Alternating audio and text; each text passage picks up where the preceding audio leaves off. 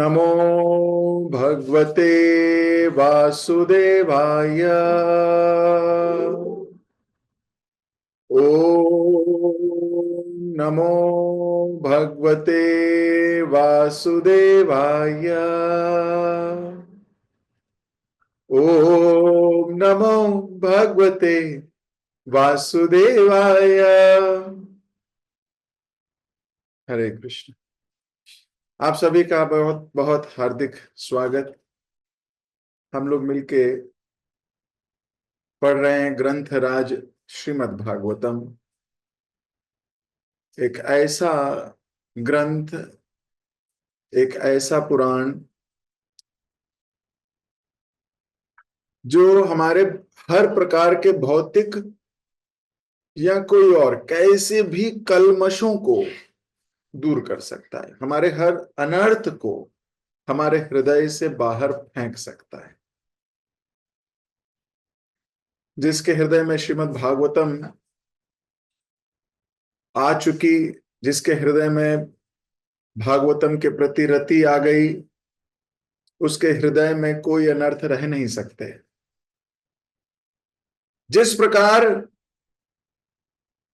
अंधेरे में एक दिया जलते ही अंधेरा वहां रह नहीं सकता, अपने आप भाग जाता है। एक लाइट जलते ही पूरा का पूरा रूम में उजियाला हो जाता है। ठीक उसी प्रकार जब भगवान हृदय में आते हैं या आप उन्हें बुलाते हैं तो वहां कोई अनर्थ रह नहीं सकता। कृष्ण सूर्यस्म माया भय अंधकार, जहां रहे कृष्ण वहां नहीं माया और अधिकार। तो जहां कृष्ण है वहां माया का कोई क्षेत्र नहीं है, वहां माया का कोई अधिकार नहीं है। तो इस अविद्या का, इस अज्ञान का अंधेरा एक ज्ञान रूपी दीप से जल उठता है। तो भागवतम अगर हम स्वीकार करें, श्रद्धा रखें, नष्ट प्रायेषु भद्रेषु नित्य भागवत सेवया, हर वक्त अगर हम नित्य भागवत का सेवा अध्ययन करें तो सारी चीजें ठीक हो सकती है। सारी मतलब सारी। तो अमंगल दूर करना केवल एक कारण नहीं है, भगवान से प्रीति डेवलप करना है। इस उद्देश्य से आज हम भागवतम का चौथा स्कंद, तीसरे 30वें अध्याय का 29वां श्लोक हम पढ़ेंगे। पिछली बार हमने 28वें श्लोक पर चर्चा की थी, जिसमें प्रचेतास भगवान की स्तुति कर रहे थे और यही कह रहे थे कि आप समस्त अमंगल के विनाश करता हैं और इस संसार में आपने अर्च विग्रह का रूप स्वीकार किया है ताकि दीन भक्तों पर दया हो सके। और हे भगवान, आप हमें अपना शाश्वत दास ही समझें। ऐसे कह के पिछली क्लास में स्तुति की थी। आज हम वहीं से आगे पढ़ेंगे। मैं आपकी स्क्रीन पे दिखा रहा हूं ताकि हम भी रीडिंग का इस आनंद साथ में ले सकें। कैंटो 4 चैप्टर 30 श्लोक नंबर 29।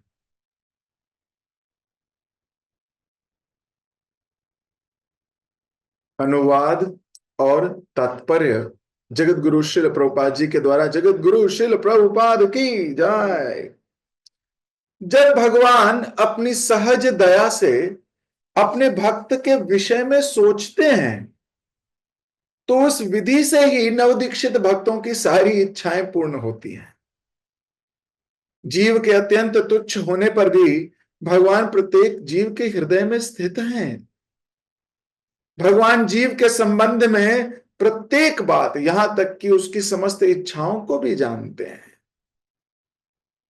यद्यपि हम अत्यंत तुच्छ जीव हैं, फिर भी भगवान हमारी इच्छाओं को क्यों नहीं जानेंगे। प्रभुपाद जी इसके परपट में लिखते हैं, सिद्ध भक्त अपने आप को सिद्ध नहीं मानता। वह सदा अत्यंत विनीत होता है। भगवान अपने परमात्मा रूप में प्रत्येक जीव के हृदय में स्थित रहते हैं और अपने भक्तों के मनोभावों तथा इच्छाओं को समझ सकते हैं। वे भक्तों को भी अपनी अपनी इच्छा पूर्ण करने का अवसर प्रदान करते हैं, जिसकी पुष्टि भगवत गीता में हुई है। मत्तः स्मृतिर्ज्ञानम अपोहनम च। तुच्छ से तुच्छ जीव भी जो कुछ चाहता है भगवान उसको अंकित करते रहते हैं और उन इच्छाओं को पूर्ण करने के लिए उसे अवसर प्रदान करते हैं। यदि अभक्तों की इच्छाएं पूर्ण हो सकती हैं तो फिर भक्तों की क्यों नहीं होंगी। शुद्ध भक्त निष्काम भाव से भगवान की सेवा करता है और यदि वह अपने अंतस्थल से जहां भगवान का वास है चाहता है और यदि वह किसी अन्य भाव से रहित है तो भगवान क्यों नहीं समझेंगे। यदि निष्ठावान भक्त भगवान या अर्च विग्रह की सेवा करता है तो उसके सारे कार्य सफल हो जाते हैं, क्योंकि हृदय में स्थित भगवान उसकी निष्ठा को समझ लेते हैं। इस प्रकार यदि भक्त पूर्ण विश्वास के साथ भक्ति संबंधी सारे कार्य करता जाता है तो अंत में उसे सफलता प्राप्त होगी। ओम अज्ञानतिमिरान्धस्य ज्ञानाञ्जनशलाकया चक्षुरुन्मीलितं येन तस्मै श्रीगुरुवे नमः। श्रीचैतन्यमनोभीष्टं स्थापितं येन भूतले स्वयं रूप कदा मह्यं ददाति स्वपदान्तिकम्। वन्देऽहं श्रीगुरु श्रीयुतपदकमलं श्रीगुरून् वैष्णवांश्च श्रीरूपं साग्रजातं सहगण रघुनाथान्वितं तं सजीवं सावधैतं सावधूतं परिजन सहितं कृष्ण चैतन्य देवं श्री राधा कृष्ण पादान सहगण ललिता श्री विशाखान्वितांश्च। हे कृष्ण करुणा सिंधु दीनबंधु जगतपते गोपेश गोपिका कांता राधा कांता नमोस्तुते।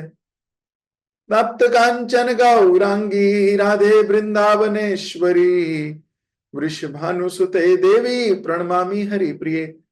वाञ्छाकल्पतरुभ्यश्च कृपा सिन्धुभ्य एव च पतितानां पावनेभ्यो वैष्णवेभ्यो नमो नमः। जय श्री कृष्ण चैतन्य प्रभु नित्यानंद श्री अद्वैत गदाधर श्रीवासादि गौर भक्त वृंद। हरे कृष्ण कृष्ण कृष्ण हरे हरे हरे राम राम राम हरे हरे। हरे कृष्ण। बहुत सुंदर श्लोक है। प्रभुपाद जी बहुत ही सुंदरता से व्याख्या भी दे रहे हैं। प्रचेताज भगवान के समक्ष खड़े भगवान की स्तुति गान तो कर ही रहे हैं, साथ साथ में अपने हृदय को भी प्रकट कर रहे हैं। भगवान के विषय में कह रहे हैं कि भगवान आपकी सहज दया, आप कितने दयालु हो। आपके पास तो हजारों लाखों करोड़ों अरबों लोग हैं। ये जो मटेरियल वर्ल्ड है जिसको हम भौतिक संसार कहते हैं, ये केवल 1/4 है। 3/4 तो स्पिरिचुअल वर्ल्ड है। तो ये 1/4 मटेरियल वर्ल्ड ही इतना बड़ा है, इतना विशाल है। 84 लाख तो योनियां हैं और हर एक योनि में अरबों खरबों जीव। अगर मनुष्यों की ही बात कर ली जाए तो अभी इस प्लेनेट पर ही, अभी तो हम पूरे भौतिक संसार की बात ही नहीं कर रहे, सिर्फ इस प्लेनेट की बात कर रहे हैं। पृथ्वी पर तकरीबन मनुष्य 8 बिलियन है। भारत में 148 करोड़ लोग हैं। केवल भारत में 148 करोड़। और ये जो लोग हैं ये एक ही स्पीशीज की बात हो रही है, होमोसेपियंस, जिसको साइंस कह देती है मनुष्य जाति। मनुष्य जाति जो कि एक जाति है 84 लाख में से। वो एक जाति भारत में 148 करोड़ है, और पूरे विश्व में मानो तो 800 करोड़ तकरीबन, इतनी जनता है एक जाति की। तो 84 लाख जातियों की कितनी जनता है, सोचिए कितने जीव हैं। असंख्य हैं, असंख्य हैं, गिन नहीं सकते। अब आप सोचिए, ये केवल एक मृत्यु जगत की बात हो रही है, एक मटेरियल प्लैनेट की। मटेरियल प्लैनेट्स तो ब्रह्मा जी के सत्यलोक से लेकर नीचे पाताल लोक तक सारे हैं। ये सारे के सारे भौतिक जगत में आते हैं, और उसके बाद आध्यात्मिक जगत शुरू होता है। तो जब ये एक चौथाई है, तो तीन चौथाई में कितने लोग होंगे, एक चौथाई में कितने। और ये तो दुखालय है, जेल है। जेल में संख्या ज्यादा होती है या बाहर लोगों की संख्या ज्यादा होती है? बाहर लोगों की संख्या ज्यादा होती है। तो आप सोच सकते हो, इस जेल में अगर 800 करोड़ लोग हैं, तो जेल के बाहर कितने खरब लोग होंगे। 3/4। तो भगवान के पास तो असंख्य भक्त हैं, अनगिनत हैं। नारद जैसे शुद्ध भक्त भगवान के पास हैं। भगवान के पास कौन नहीं है? राधा रानी जैसे शुद्ध सेवक, बलराम, लक्ष्मण जिसको कह लो, ऐसे भक्त हैं। फिर भी भगवान किसी जीव को सोच लें, तो ये कितनी बड़ी बात है। इस संसार में अगर प्रधानमंत्री आपको मैसेज लिखे व्हाट्सएप पे, स्वयं टाइप करके, तो बड़ी बात होगी कि नहीं होगी? इतने बिजी शेड्यूल में से किसी ने हमारे लिए, वो भी इतना बिजी शेड्यूल है, उसमें से कोई हमारे बारे में सोच ले, कि ये ही बहुत बड़ी बात है।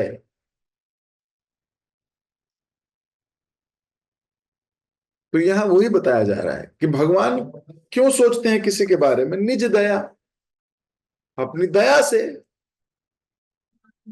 और अपने भक्त के विषय में जब सोच ले, तो ये सोचने की जो विधि है, इसी से जितने नव दीक्षित भक्त हैं, उन सबकी समस्त इच्छाएं पूर्ण हो सकती हैं। अब देखो, हम तो भगवान को सोचते ही हैं। सोचते हैं आप लोग तो सोचते होंगे। नहीं तो भगवान को सोचना भी कोई साधारण कार्य नहीं है, प्रत्येक जीव के बस की बात नहीं है। और अगर भगवान सोच ले, हम भगवान की सोचे, तो चलो समझ में आता है, हमारा काम है क्यों? हम तो सेवक हैं, सेवक का काम तो मालिक के बारे में सोचना है ही। सेवक का काम क्या है? मालिक के द्वार पे खड़े रहना। सर्वस्य तोमार चरणे सौंपिया, पड़िछे तोमारा घरे। तुम्ही तो ठाकुर, तुम्हारा कुकुर। आप ठाकुर हैं और हम आपके कुकुर हैं। ये तो जीव का धर्म है, यही सोचना कि भगवान मालिक हैं, हम सेवक हैं, भगवान मालिक हैं, हम सेवक हैं। अगर ये बात पे भी हमारी श्रद्धा बढ़ गई, समझ में आ गई, तो बहुत बहुत कुछ अचीव कर लिया इस जन्म में। भगवान गीता में कहते हैं, बहुनान जन्मनाम अन्ते ज्ञानवान माम प्रपद्यते, वासुदेवम सर्वम इति स महात्मा सुदुर्लभ।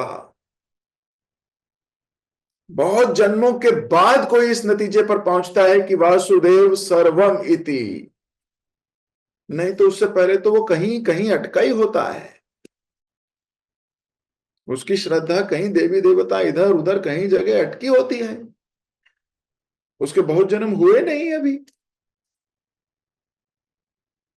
तो अगर कोई मान लो इस बात पर भी आ गया, उसको समझ में आ गई कि वो मालिक हम दास,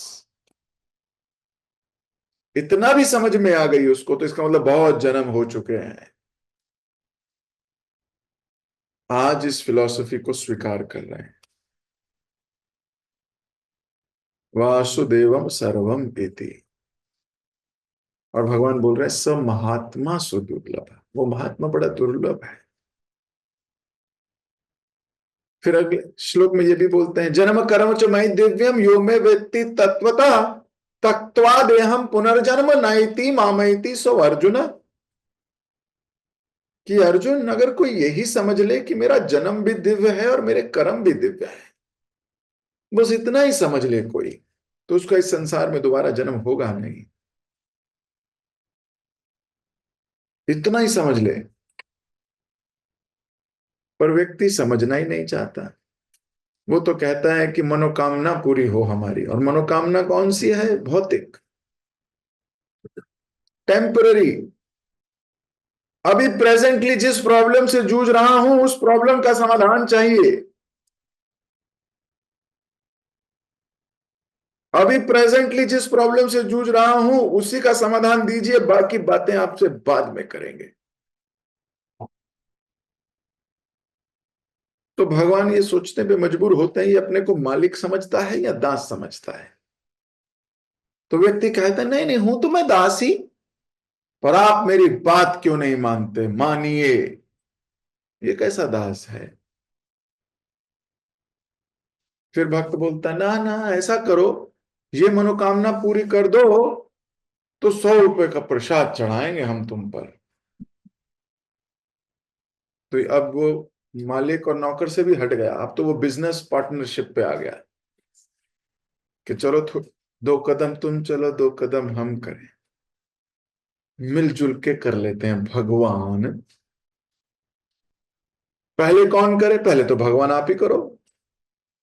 एक जमाना था आदमी पहले दान देता था मंदिर में जाके, फिर भगवान से हाथ जोड़ के मांगता था। अब नहीं मानते भाई। अब पहले बोलते पूरा करो, पूरा हो जाएगा तब देंगे। पहले मनोकामना पूरी होगी, उसके बाद चढ़ाएंगे आपको जो चढ़ाना है। इतना धूर्त इंसान कितना गिर गया है। क्रेडिट सिस्टम, क्रेडिट कार्ड वाला सिस्टम हो गया शुरू। यही बुद्धि भगवान पे भी लगाने लगा है। कभी पिटता है, पिटाई होती है उसकी संसार में। पर जब व्यक्ति ये सोच लेता है कि वो भगवान है, परम भगवान है, और जो भगवान है और मैं उनका दास हूं, और मैं उनका सच्ची में दास हूं, बोलने के लिए नहीं हूं, मेरी एक्शन से भी वही दिखता है। इस संसार में बहुत से लोग बोलते हैं, आप किसी के घर जाओ, बोलते हैं आप ही का घर है, ये आप ही का छोटा सा गरीब खाना है ना, ये आप ही का घर है, ऐसे बोल देते हैं। आप ही की गाड़ी है, वो बोले चाबी देना जरा, फिर मेरी गाड़ी है तो।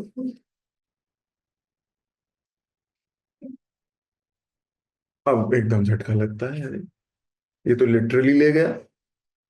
लिटरली क्यों ना ले, तुम झूठे हो। है ना, लोग बोलते हैं नहीं आप ही का घर है।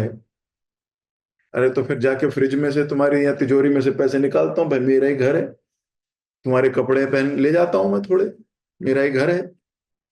नहीं नहीं प्रभु जी, अरे तो ये तो बोलने की बात है, थोड़ी रिस्पेक्ट देने के लिए हम ऐसा बोल देते हैं, ऐसा होना थोड़ी है। ये झूठ कपट की आदत पड़ गई है हमको,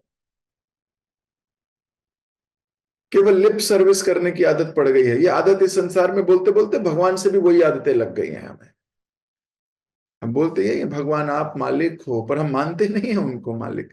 मानते तो अपने को ही मालिक है। हम मानते हैं जो मैं कह रहा हूं वो करते क्यों नहीं हो भगवान? आपको करना पड़ेगा, करोगे कैसे नहीं? ये सही धारणाएं नहीं है। किसको धोखा दे रहे हैं? स्वयं को। तो जब व्यक्ति इस बात को सच्ची में जान लेता है कि कपट नहीं करना मुझे, ये कपट है, कपट नहीं है, मैं सीधा सरल रहूंगा। तो जब भगवान ऐसे सरल हृदय के व्यक्ति के विषय में सोचते हैं, सोच लेते हैं बस। क्यों सोचते हैं? क्योंकि उनके दया करने का स्वभाव है।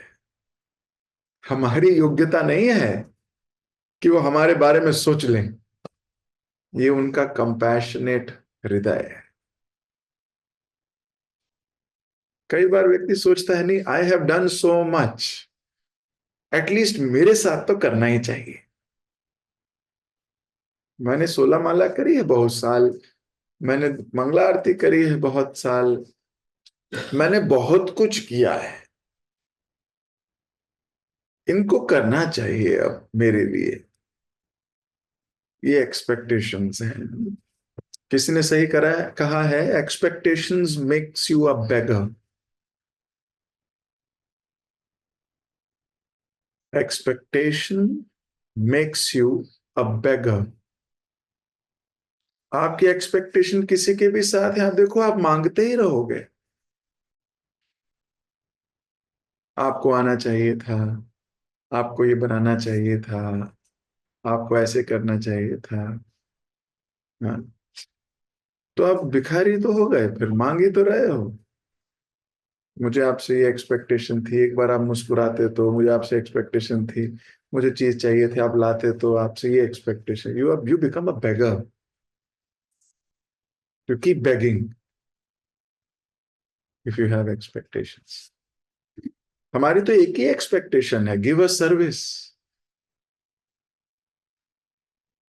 हमारे और कोई एक्सपेक्टेशन है ही नहीं। हमारी एक ही एक्सपेक्टेशन है, हमें सेवा दीजिए, बस सेवा चाहिए। मोराए ही अभिलाष, विलास कुंजे दीजियो बास, नयने हरि बो सदा, जुगल रूप रासी। आंख की सेवा, आंख की क्या सेवा है? ठाकुर जी के दर्शन करने की।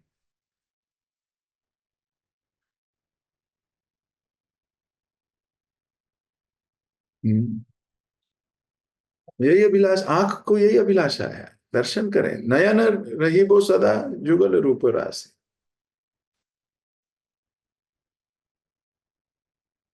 यही अभिलाषा, हर चीज हम सेवा के अभिलाषी हैं।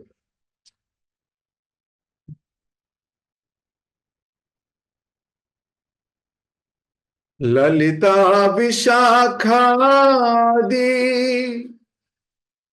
यत सखी वृंदा, आज्ञया करीबो सेवा, चरणारविंदा। फिर सेवा।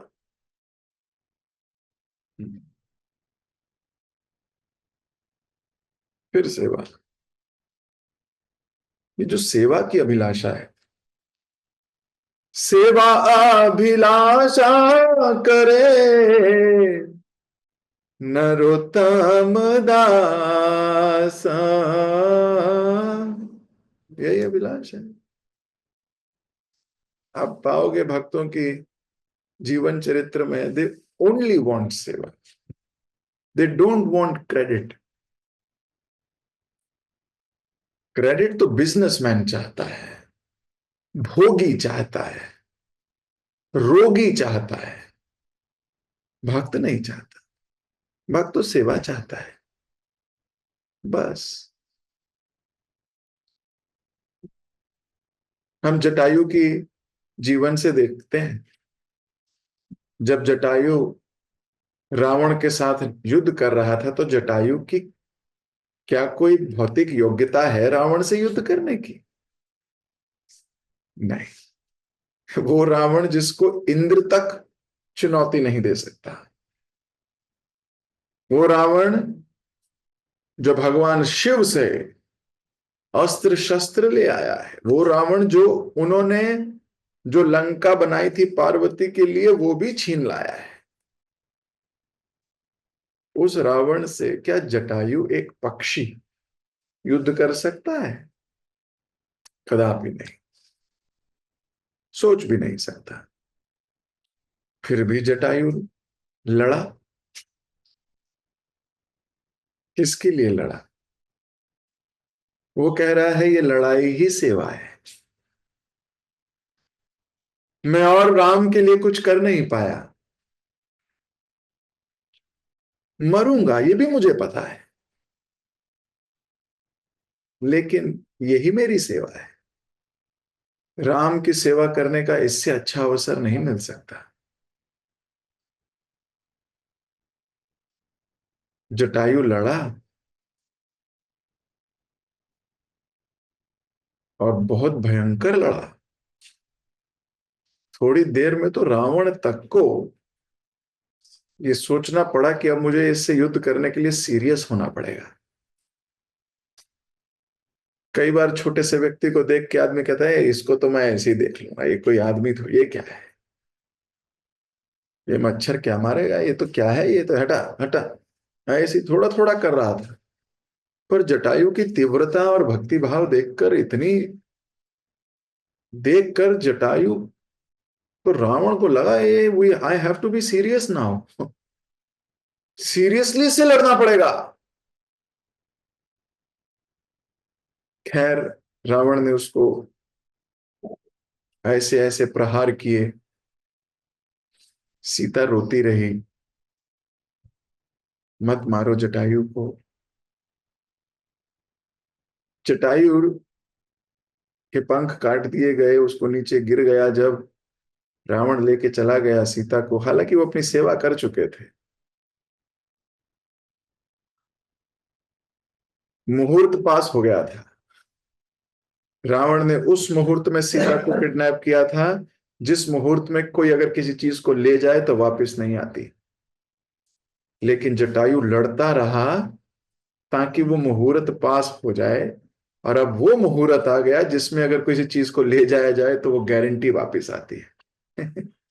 खैर, भक्त लोग इतना दिमाग नहीं लगाते मुहूर्तों पे दो, क्योंकि भगवान की सेवा में तो हर मुहूर्त हर वक्त ही कल्याणकारी है। लेकिन फिर भी जटायु ने अपने तरीके से सेवा करनी चाहिए। जब भगवान राम आए, देखा जटायु गिरे पड़े हैं, तो भगवान राम ने लक्ष्मण की ओर देखा। लक्ष्मण ने कहा राक्षस लगता है, इतना बड़ा विशाल विराट, कोई चील होती है क्या, ये कोई राक्षस है। लक्ष्मण ने बाण निकाल के धनुष पे लगा लिया कि भैया इसको समाप्त करते हैं। राम ने कहा लक्ष्मण, बिना परिचय जाने, बिना शत्रुता के, बिना ललकारे एक योद्धा कभी वार नहीं करता। अगर ये राक्षस भी है तो भी इसको परिचय देना चाहिए। जटायु के पास जाके जब जटायु से बात हुई, बहुत सुंदर बात है, I am not going to do it today, आज नहीं करेंगे, लेकिन समझने का प्रयास करें अगर। जटायु ने भगवान राम को देख के पुरानी कई कथाएं सुनाई, उनके पिता के विषय में, दशरथ के विषय में, और ये भी बताया कि किस दिशा में सीता मैया को लेके जाया गया है। भगवान राम की गोदी में सर रखकर उसने प्राण न्यौछावर किया। इससे ज्यादा ग्लोरीफाइंग डेथ किसी की क्या होगी, जो राम की गोदी में अपने प्राण न्यौछावर करे। अरे हमारी तो स्मृति में भी आ गए, अंतिम समय में तो बहुत बड़ा वरदान है। अंत काले च माम एवं स्मरण मुक्त वा कलेवरम। स्मरण ही हो जाए, बस स्मरण इतना बहुत है जीव के लिए। अब स्मरण ये तो गोदी में है। भगवान को देखते देखते, निहारते निहारते इसने अपने प्राण न्यौछावर किए हैं। भगवान राम ने इसकी सेवा का कितना बड़ा फल दिया कि मेरा सेवक है, मेरे लिए मर मिटा। आप इसको हार कहते हो? क्या जटायु हारा? कदापि नहीं। जटायु तो वो जीत गया जो अरबों खरबों सालों तक लगे रहने वाले योगी, मनोयोगी, ज्ञानी, भक्त इत्यादि नहीं प्राप्त कर पाते। भगवान राम ने स्वयं पिंड दान किया। Can you imagine? श्राद्ध किया भगवान राम ने स्वयं। ऐसा कौन सौभाग्यशाली जीव होगा? दशरथ को यह सौभाग्य नहीं मिला। हाँ? ये सौभाग्य दशरथ को नहीं मिला जो सौभाग्य जटायु को मिल रहा है। सेवा। जीव जब भगवान की सेवा के लिए आतुर होता है, उसे सिर्फ सेवा चाहिए, उसको मरना मंजूर है।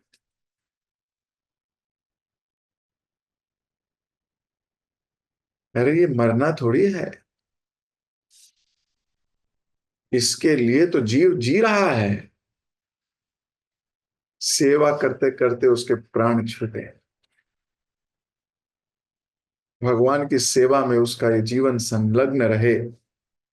मृत्यु तो शाश्वत सत्य है, इसको ना आप बदल सकते ना मैं। पर कैसी मृत्यु चाहते हैं हम?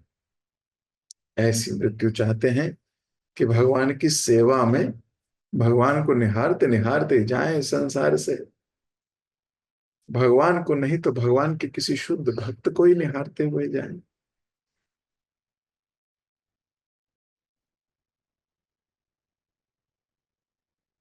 इससे ज्यादा ग्लोरियस डेथ क्या हो?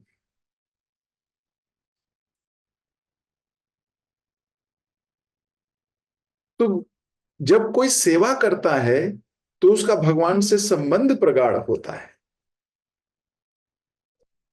जब उसका संबंध प्रगाढ़ होता है तो भगवान उसके बारे में सोचते हैं।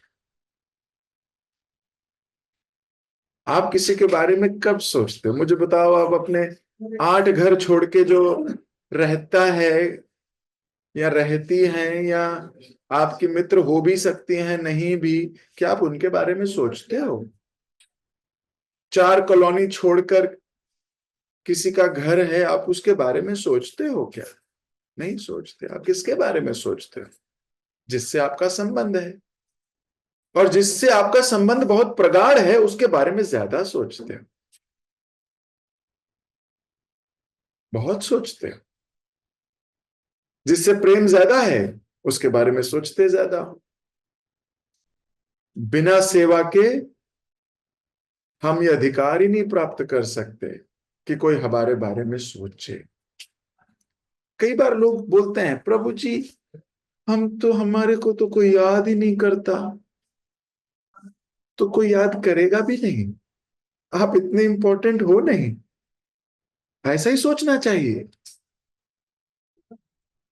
जब आप सेवा करोगे तो संबंध प्रगाढ़ होते हैं, संबंध प्रगाढ़ होते हैं। कुछ भक्त हैं जिनसे मेरी रोज दिन में 6-7 बार बात होती है। क्यों? कुछ ना किसी सेवा को लेकर चर्चा होती रहती है। तो ये जो एक सेवा है, मैं सोचता हूं कई बार ये कितना सुंदर चीज है जिसकी वजह से संबंध भी प्रगाढ़ होते हैं।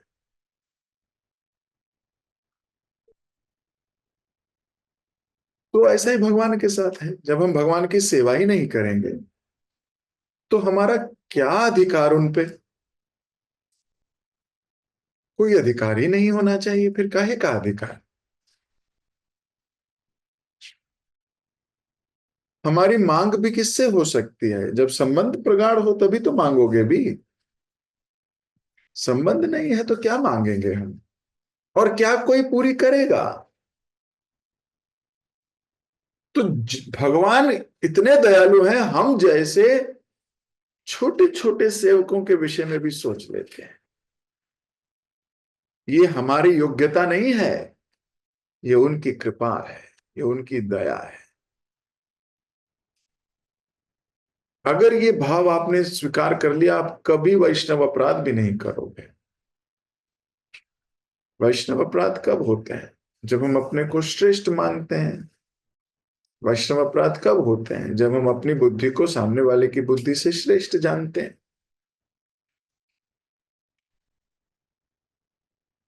बिल्कुल क्लियर लिखा गया, जीव अत्यंत तुच्छ है, पर फिर भी भगवान उस तुच्छ जीव के हृदय में आके बैठ जाते हैं परमात्मा के रूप में।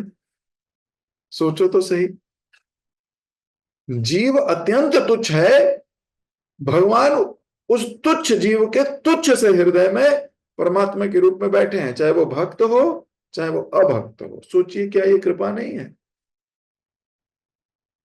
किस कृपा की वेट कर रहे हो? प्रभु जी लॉटरी लगेगी ना तो वो वाली कृपा चाहिए, प्रभु जी वो वाली। पता नहीं किस भौतिक संसार की गंदगी लेके हम लोग जी रहे हैं।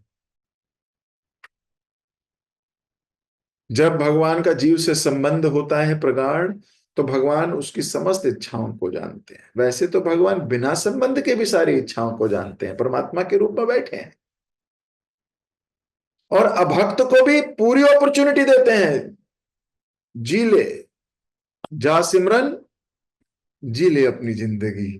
पूरा पूरा मौका देते हैं भगवान। अब ये तो जीव के ऊपर है कि उस मौके का वो फायदा उठाता है या उसको बर्बाद कर देता है। प्रभुपाद जी लिख रहे थे, जो सिद्ध भक्त है वो अपने को कभी सिद्ध नहीं मानता। क्यों नहीं मानता? उसको अपनी बहुत बुराइयां दिखती हैं। वो देखता है रूप गोस्वामी तो ऐसे थे, मैं कैसा? वो देखता है नरोत्तम दास ठाकुर का तो ये वाणी है, मेरी तो अभी तक ये वाणी नहीं हुई। वो तो यही सोचता रहता है, आमार जीवन सदा पापे रत, नाही को पुण्य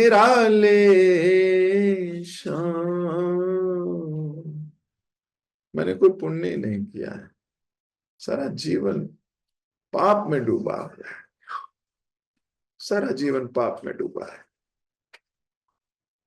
लेकिन जो थोड़ा सा भी गर्वित भक्त है, वो ऐसा नहीं सोचता। वो बोलता है, तोमार जीवन सदा पापे रत, नहीं कोई पुण्य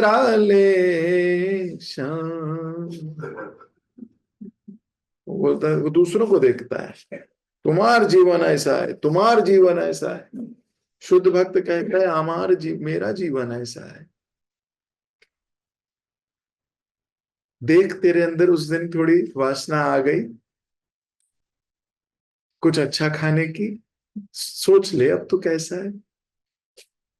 माधवेंद्र पुरी को जब वो खीर दिख गई, गोपीनाथ जी को भोग लगती हुई, तो बोले मेरे अंदर ये वासना जाग रही है कि मैं ये खीर चखूं। भूख नहीं लग रही है उनको, लोभी नहीं है वो, भोगी भी नहीं है वो भी सेवा की लालसा है कि जब चखूंगा तो इंग्रेडिएंट्स पता लग जाएंगे, रेसिपी पूछ के भाई सी खीर बनाऊंगा अपने गोविंद देव जी के लिए। लेकिन जैसे ही ये वासना आई है, अपनी भर्त्सना कर रहे हैं। बोले तो कैसा भक्त है ये, क्या सोचने लगा? ये तो एक भक्त को शोभा नहीं देता। ये कैसी भावना जाग गई? अपनी भर्त्सना करते हुए बोले, तू लायक नहीं है मंदिर में भी खड़े होने के, निकल बाहर। कोई उन्हें निकाल नहीं रहा है। वो स्वयं ही मंदिर के बाहर जाके प्रांगण में बैठ जाते हैं। बोले मैं इतना शुद्ध नहीं कि मंदिर के अंदर प्रवेश करूं। और यहां जीव कितना अकड़ा हुआ कहता है, अरे मंदिर के अंदर जाना है, रोक क्यों रहे हो? जानते नहीं हो कौन हूं? डोनर हूं। जानते नहीं हो कौन हूं? अरे ये भावना कहां से पैदा हो जाती है जीवन में? विनम्रता क्यों नहीं रहती? कंडीशनिंग। ऐसा विचार ही नहीं करते हम कि हम कितने बुरे हैं। हमेशा ये विचार करते हैं हम कितने अच्छे हैं। अपने उन दिनों पे तो याद करते हो, देखो मैंने उस दिन भी सेवा की थी, देखा था प्रभु जी मैंने ऐसा कहा था, तो मैंने उस दिन आपका ये किया था प्रभु जी, वो मैंने भगवान के लिए ये किया था प्रभु जी, मैंने ये, वो याद है। पर वो याद नहीं जब जब हृदय ने आपको फेल किया है। अगर वो याद नहीं तो आप ग्रेटफुल भी नहीं रह सकते। माधवेंद्र पुरी अपने को बाहर बोल गए, बोले मैं नहीं रहूंगा यार, क्या बड़बड़ हो रहा है, तो मेरा क्या, मेरी बुद्धि खराब हो गई है, रो रहे हैं। श्रील भक्ति सिद्धांत सरस्वती ठाकुर, बाल्यकाल में पिताजी ने आम दिया, आम चख लिया गलती से, बिना भोग लगा हुआ, और अपने आप को जीवन भर माफ नहीं किया। बोले मैं अपराधी हूं। जब जब आम देखते थे, आसपास कोई भी होता था, उसी को बोलते थे तुम्हें पता है मैं अपराधी हूं। हम तो अपने अपराध को ऐसे छुपा के रखते हैं किसी को पता ना लग जाए, किसी को पता ना हो, बेइज्जती हो जाएगी मेरी। भक्ति सिद्धांत सरस्वती ठाकुर पकड़ पकड़ के बोलते थे मैं अपराधी हूं। भक्ति सिद्धांत सरस्वती ठाकुर महाराज ने बचपन में जो आम चखा था, उसके बाद अंतिम सांस तक आम ही नहीं खाया। बोले मैं अपराधी हूं, मैंने बिना भोग लगा हुआ आम खाया था बचपन में, अब मैं कभी आम ही नहीं खाऊंगा। भले ही वो प्रसाद के रूप में भी मिलता था, प्रणाम करते थे, जय जगन्नाथ, एंड दैट्स इट। भक्त अपने अवगुण को देखता है,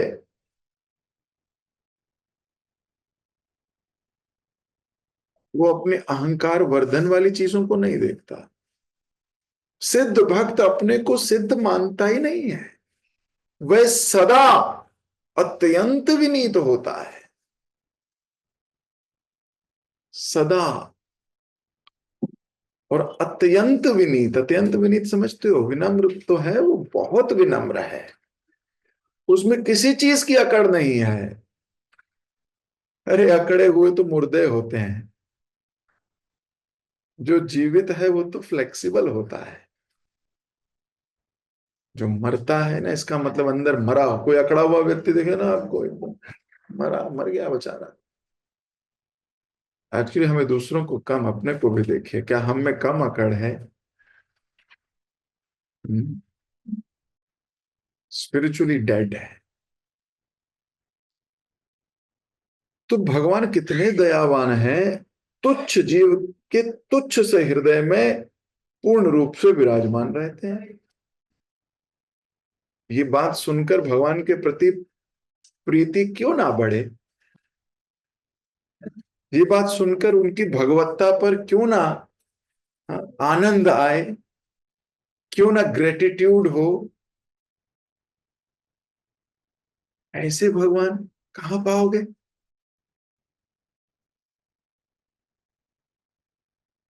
तो शुद्ध भक्त निष्काम होता है। और प्रभुपाद जी लिख रहे थे, शुद्ध भक्त निष्काम भाव से भगवान की सेवा करता है। निष्काम समझते हो? निष्काम मतलब अपना कोई काम नहीं, अपना कोई इच्छा नहीं है उसमें। मुझे वाहवाही भी नहीं चाहिए, मुझे तो सेवा चाहिए, मुझे तो सिर्फ सेवा चाहिए। अब सेवा से कभी सुख मिलता है तो सेवा से कभी दुख भी मिलता है, दोनों चीजें हो। लेकिन सुख और दुख दोनों से आगे निकल गए, इसे बोलते हैं निष्काम।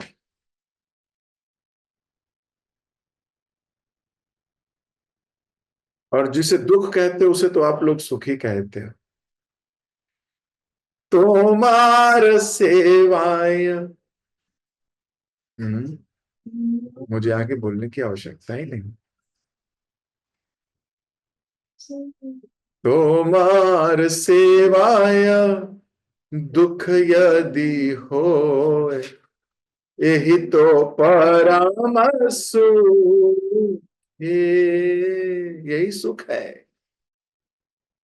लेकिन ये परिभाषाएं उस हृदय में जाके अटक जाएंगी जो विनम्र है, विनीत है। ये चीजें याद आ जानी चाहिए। हम तो दुख से भागते हैं, भक्त कष्टों को स्वीकार करता है, भागता नहीं। भागता नहीं है। फिलहाल तो समय भाग रहा है और इसको तो कोई रोक भी नहीं सकता, इसकी मर्यादा में तो रहना ही चाहिए। तो अभी मैं अपनी वाणी को विराम दे रहा हूं। बड़ा सुंदर श्लोक है। निष्काम भाव से सेवा मांगिए बस। हो सकता है कृष्ण हमारे बारे में सोचने लगे। सोचिए किसी दिन राधा रानी से आपका जिक्र हो रहा हो तो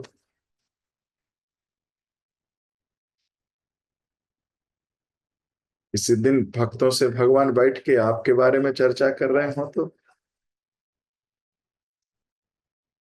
कबे हबे बोलो से दिन आ मार।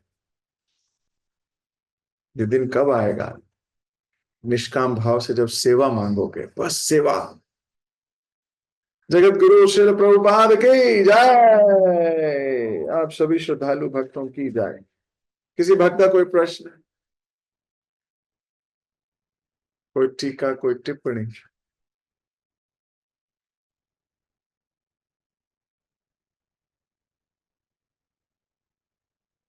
ये तो मुझे अभी आज्ञा दीजिए। आप सबसे मुलाकात होगी अगले श्लोक में, नेक्स्ट क्लास में। प्रचेतास बहुत सुंदर प्रार्थनाएं कर रहे हैं। जीवात्मा को चाहिए बारंबार इसको पढ़े। हरे कृष्ण।